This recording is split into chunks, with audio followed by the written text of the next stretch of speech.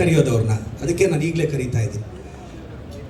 ಬೇರೆ ಹೀರೋಸ್ಗೆ ಫ್ಯಾನ್ಸ್ ಇರ್ತಾರೆ, ದೊಡ್ಡ ಮನೆಗೆ ಭಕ್ತರಿರ್ತಾರೆ, ಅದು ದೊಡ್ಡ ಮನೆಯ ತಾಕತ್ತು. ಕರ್ನಾಟಕದಲ್ಲಿ ನನಗೆ ಇಬ್ಬರು ಇಷ್ಟ ಶಿವಣ್ಣ ಸರ್. ಒಂದು ನನಗೆ ಜನ್ಮ ಕೊಟ್ಟ ಅಪ್ಪ, ನಾನು ಇಷ್ಟಪಟ್ಟ ಅಪ್ಪು, ಇವರಿಬ್ಬರು ನನಗೆ ತುಂಬ ಇಷ್ಟ ಸರ್.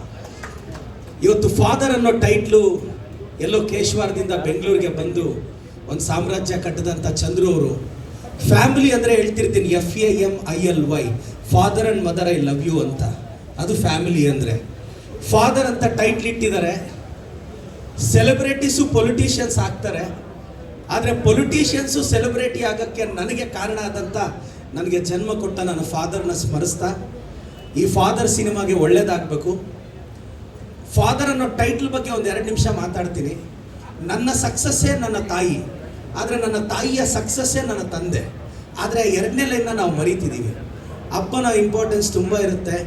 ಎದೆ ಹತ್ತಿರಕ್ಕೆ ಬೆಳೆದಂಥ ಮಗ ಬಾನೆತ್ರಕ್ಕೆ ಬೆಳೀಲಿ ಅಂತ ಕರ್ನಾಟಕದ ಎಲ್ಲ ಹುಡುಗಿರಿಗೆ ಈ ಟೈಟ್ಲ್ ಜೊತೆ ಅಪ್ಪನ ವ್ಯಾಲ್ಯೂ ಹೇಳ್ತೀನಿ. ಚಿಕ್ಕ ವಯಸ್ಸಲ್ಲಿ ಮಗಳನ್ನ ತಂದೆ ಫ್ರಂಟಲ್ಲಿ ಕೂರಿಸ್ಕೊಂಡು ಬೈಕ್ ರೈಡ್ ಮಾಡ್ತಾರೆ. ಯಾಕೆಂದರೆ ಅಪ್ಪಗೆ ಮಗಳು ಯಾವತ್ತೂ ಮುಂದೆ ಇರಬೇಕು ಅಂತ ಆಸೆ. ಬೆಳೆದ ಮೇಲೆ ಬಾಯ್ ಫ್ರೆಂಡ್ ಹುಡುಗಿನ ಹಿಂದೆ ಕೂರಿಸ್ಕೊಂಡು ಓಡಿಸ್ತಾನೆ. ಬಾಯ್ ಫ್ರೆಂಡ್ಗೆ ಯಾವತ್ತೂ ಹುಡುಗಿ ಹಿಂದೆನೇ ಇರಬೇಕು ಅಂತ ಆಸೆ. ಇದು ತಂದೆಗೂ ಬಾಯ್ ಫ್ರೆಂಡ್ ಇರೋ ಡಿಫ್ರೆನ್ಸು. ಮೋಸ್ಟ್ಲಿ ಟ್ರಾಲ್ ಆಗುತ್ತಲ್ಲ ಸರ್? ಹಾಂ, ಗೊತ್ತು. ಇದು this is the reason father ಅನ್ನೋ ಟೈಟ್ಲ್ ಬಗ್ಗೆ ಮಾತಾಡ್ತಿದ್ದೀನಿ.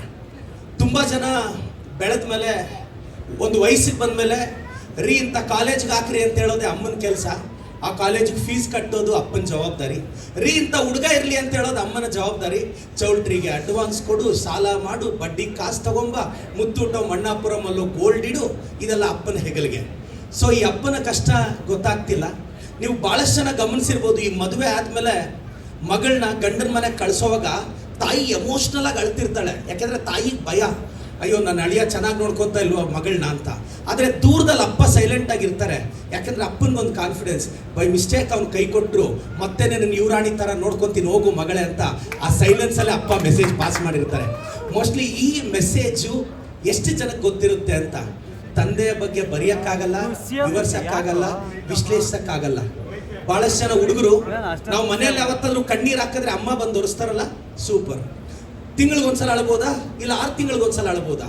ತಿಂಗಳಿಗೊಂದ್ಸಲ ಕಣ್ಣೀರು ಹಾಕ್ತೀವಿ ಅನ್ಕೊಳ್ಳೋಣ ಚಿಕ್ಕ ವಯಸ್ಸಲ್ಲಿ. ಅಮ್ಮ ಒಂದು 10 ನಿಮಿಷ ನಮ್ಮನ್ನು ಕಣ್ಣೀರು ಕಂಟ್ರೋಲ್ ಮಾಡಿಸ್ತಾರೆ. ಆದರೆ 29 ದಿನನೂ ನಾವು ಅಳ್ದಂಗೆ ಆ ಮನೆಯಲ್ಲಿ ನಮ್ಮನ್ನು ನೋಡ್ಕೊಂಡಿದ್ದ ಅಪ್ಪನೇ ಅಲ್ವಾ? ಸೊ ಇದನ್ನು ನಮ್ಮ ಸೊಸೈಟಿ ನೆನ್ಪಿಟ್ಕೋಬೇಕು ಅಂತ ಹೇಳ್ತಾ, ಚಂದ್ರು ಸರ್ ಧೈರ್ಯವಾಗಿರಿ. ಇಟ್ಟು ಪ್ಲಾಫ್ ಜೊತೆ ಸಂಬಂಧ ಬೇಡ. ನೀವು ನಾವೆಲ್ಲರೂ ಬೆಂಗಳೂರಿಗೆ ಸೋಲಕ್ಕೆ ಬಂದವರು, ಗೆಲುವೆಲ್ಲ ನಮಗೆ ಕಾಂಪ್ಲಿಮೆಂಟ್ರಿನೇ. ಗೆಲುವೆಲ್ಲ ಕಾಂಪ್ಲಿಮೆಂಟ್ರಿನೇ. ನಾವೆಲ್ಲ ಬೆಂಗಳೂರಿಗೆ ಸೋಲಕ್ಕೆ ಬಂದವರು. ನನಗೆ ಗೊತ್ತಿರೋ ಪ್ರಕಾರ ಗೆಲ್ಲಕ್ಕೆ ಬಂದಿರೋರೆಲ್ಲ ಬೆಂಗಳೂರಿಗೆ ಸೋಲ್ತಾ ಇದ್ದಾರೆ. ನಾವು ಸೋಲಕ್ಕೆ ಬಂದು ಗೆಲ್ತಾ ಇದ್ದೀವಿ. ಗೆಲ್ಲಬೇಕು ಅಂದಾಗ ಭಯ ಬರುತ್ತೆ, ಭಯ ಬಂದರೆ ಸೋತೋಗ್ತೀವಿ. ಸೋಲಕ್ಕೆ ರೆಡಿ ಇದ್ದಾಗ ಭಯ ಬರಲ್ಲ, ಗೆದ್ದು ಬಿಡ್ತೀವಿ. ನಾನು ಹಂಗೆ ಅಲ್ವಾ ಗೆದ್ದಿದ್ದು? ನಾವೆಲ್ಲ ಗೆಲ್ಲಬೇಕು ಅಂತಿದ್ದಾಗ ಸ್ವಲ್ಪ ಈ ಜನ್ರೇಷನ್ನು ಒಂದು ಎಷ್ಟೋ ಜನ ನಂತರ ಹುಡುಗರು ಚಂದ್ರನು ಬೆಂಗಳೂರಿಗೆ ಬಂದು ಕಷ್ಟಪಟ್ಟರು, ನಾನು ಬೆಂಗಳೂರಿಗೆ ಬಂದು ಕಷ್ಟಪಟ್ಟೆ. ಇನ್ನೇನು ಲಗೇಜ್ ಎತ್ಕೊಂಡು ಮೆಜೆಸ್ಟಿಕ್ಕಿಂದನೋ ರೈಲ್ವೆ ಸ್ಟೇಷನಿಂದನೋ ಊರಿಗೆ ವಾಪಸ್ ಹೋಗೋಣ ಅಂದರೆ ಒಂದು 5 ನಿಮಿಷ ಪೇಷನ್ಸ್, ಒಂದು ರೈಟ್ ಟರ್ನ್ ತೊಗೊಂಡ್ರೆ ಹತ್ರದಲ್ಲಿ ವಿಧಾನಸೌಧ ಇದೇನೋ ಅಂತ ನನಗೆ ಗೊತ್ತಾಯಿತು. ಅದಕ್ಕೆ ಮೊನ್ನೆ 10 ತಿಂಗಳಿಂದ MLA ಆಗಿ ಎಲೆಕ್ಟ್ ಆದೆ. ನಾನು ಈ ಸಿನಿಮಾ ತಂಡಕ್ಕೆ ಒಳ್ಳೇದಾಗಲಿ ಅಂತ ಬಯಸ್ತಾ, ಚಂದ್ರು ಸರ್ ಧೈರ್ಯವಾಗಿರಿ, ನೀವು ಗೆದ್ದೇ ಗೆಲ್ತೀರಾ. ವೇದಿಕೆಯಲ್ಲಿ ನಮ್ಮ ಅಹಿಂದ ನಾಯಕರು ನಮ್ಮ ರೇವಣ್ಣ ಸಾಹೇಬರಿದ್ದಾರೆ. ನಾನು ಇಷ್ಟಪಡೋ ಶಿವಣ್ಣ ಸರು, ಗೀತಕ್ಕನವರು, ನಮ್ಮ MP ಅವರು. ಶಿವಣ್ಣ ಸರ್ ದೊಡ್ಡ ಮನೆಗೆ ಭಕ್ತರೇ ಇರ್ತಾರೆ ಸರ್. ಇದು ನಾನು 5 ವರ್ಷದಿಂದ ಹೇಳ್ತಾ ಬರ್ತಿದ್ದೀನಿ. ಬೇರೆ ಹೀರೋಸ್ಗೆ ಫ್ಯಾನ್ಸು, ದೊಡ್ಡ ಮನೆಗೆ ಭಕ್ತರು ಇರ್ತಾರೆ. ಕರ್ನಾಟಕದಲ್ಲಿ ಪ್ರತಿಯೊಬ್ಬರಿಗೂ 2 ಮನೆ ಇರುತ್ತೆ, ಒಂದು ಅವ್ರ ಮನೆ, ಇನ್ನೊಂದು ದೊಡ್ಡ ಮನೆ ಅಂತ. ಇದೆಲ್ಲ ಹೇಳ್ತಾ ವೇದಿಕೆಯಲ್ಲಿರೋ ಎಲ್ರಿಗೂ, ನಮ್ಮ ಶ್ರೀಕಾಂತ್ ಸರ್ಗೆ ಒಳ್ಳೇದಾಗಲಿ, ಈ ಸಿನಿಮಾ ಗೆಲ್ಲಿ ಅಂತ ಭಾಳಷ್ಟು ಜನ ಹಿರಿಯರಿದ್ದಾರೆ. ನನ್ನ ಟೀಚರು ಮೈಕ್ ಹಿಡಿದ್ರೆ ಗಂಟೆ ನಿಲ್ಲಿಸಲ್ಲ. ಆ ಕಾರಣಕ್ಕೆ thank you so much sir. Thank you thank you Revanna sir ಮತ್ತು ಪ್ರದೀಪ್ ಸರ್.